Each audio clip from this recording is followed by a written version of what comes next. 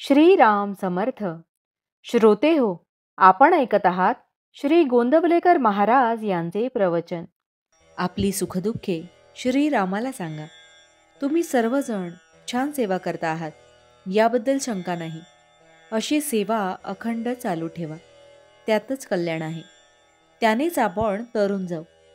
जरी कोणी काहीही सांगितले, यात काय आहे, त्यात काय आहे, याने काय होणार आहे असे म्हटले, तरी तुम्ही तिकडे लक्ष देऊ नका. परमेश्वराची सेवा वाढवावी तेवढी थोडीच आहे.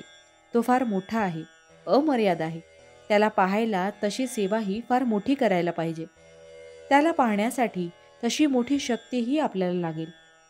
अर्जुनाला श्रीकृष्ण परमात्म्याने दिव्य दृष्टी देऊन दर्शन घडविले. ती दिव्य दृष्टी आपल्याजवळ नाही, पण ती मिळवण्याची शक्ती आपल्याजवळ आहे.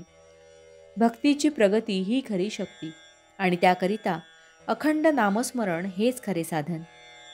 श्री राम प्रभू आपल्या घरातला कोणीतरी आहे याबद्दल खात्री बाळगा. त्याला तुम्ही आपली सुखदुःखे सांगा. दिवसाकाठी एकदा तरी रामापुढे उभे राहून त्याला अनन्य भावाने शरण जा. दिवस आनंदात जाईल आणि तुमचे दुःख दूर होईल. आपले ज्ञान, शक्ती, वैभव, सत्ता त्याच्यापुढे काहीच नाहीत. तेव्हा या सर्वांचा विसर पाडून त्याला शरण जा आणि त्याच्याजवळ प्रेम मागा. देवा, आम्ही जे तुझे दर्शन घेतो ते सर्व बाह्य स्वरूपाचे. तुझे आम्हाला खरे दर्शन घडव.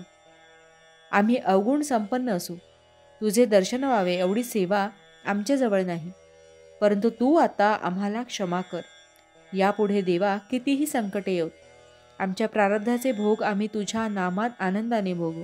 जे काही व्हायचे असेल ते होऊ दे. आमचे समाधान टिकून तुझ्या नामात आमचे प्रेम राहील एवढी तुझी कृपा असू दे. खरोखर परमेश्वर भक्ताचे मन पाहतो, त्याचा भाव पाहतो. एरवी तो त्याच्या जवळच असतो. जो श्रद्धेने परमेश्वराचे चिंतन करतो त्याला परमेश्वर जवळ असून आपल्याला तो मदत करायला सिद्ध आहे याची खात्रीच असते. आपल्याला दोन मार्ग आहेत, एक श्रद्धेचा आणि दुसरा अनुभवाचा. एका गावी पायवाटेने गेले तर फक्त 3 मैलांचे अंतर आणि मोटारच्या रस्त्याने गेले तर 10-12 मैलांचे अंतर. श्रद्धा ही त्या पायवाटेसारखी आहे. तिने चालले तर अंतर कमी पडेल. मोटारीचा मार्ग म्हणजे अनुभवाचा मार्ग.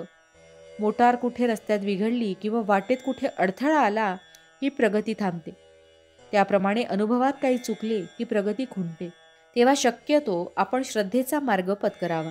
सद्गुरूच्या शब्दावर विश्वास ठेवून श्रद्धेने आणि प्रेमाने नाम घ्यावे. भावार्थ: भगवंताचे नाम सिद्ध करून देणे हा संतांचा जगावर सर्वात मोठा उपकार होय. जानकी जीवन स्मरण जय जय राम. महारुद्र हनुमान की जय. समर्थ रामदास स्वामी महाराज की जय. सब संतन की जय. श्री अनंत कोटि ब्रह्मांड नायक राजाधिराज सच्चिदानंद सद्गुरु श्री ब्रह्म चैतन्य महाराज की जय. जय जय रघुवीर समर्थ. आता आपण 13 वेळा नामस्मरण करूया. श्रीराम जय राम जय जय राम. श्रीराम जय राम जय जय राम. श्रीराम जय राम जय जय राम. श्रीराम जय राम जय जय राम. श्रीराम जय राम जय जय राम. श्रीराम जय राम जय जय राम.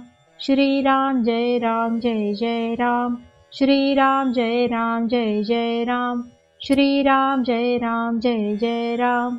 श्रीराम जय राम जय जय राम. श्रीराम जय राम जय जय राम. श्रीराम जय राम जय जय राम.